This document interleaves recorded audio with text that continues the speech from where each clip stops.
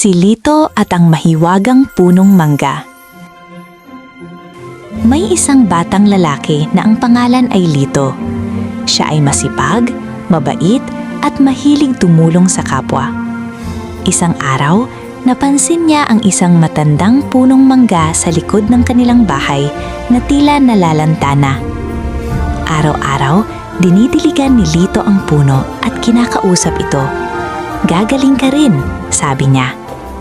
Isang umaga, namangha si Lito dahil namunga ito ng ginintuang mangga. Lumabas ang isang diwata at sinabi, "Dahil sa kabutihan mo, bibigyan kita ng gantimpala."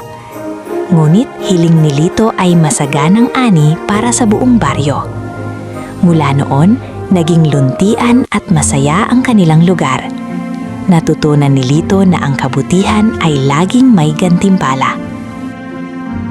Ang pagtulong at malasakit ay nagbubunga ng kabutihan.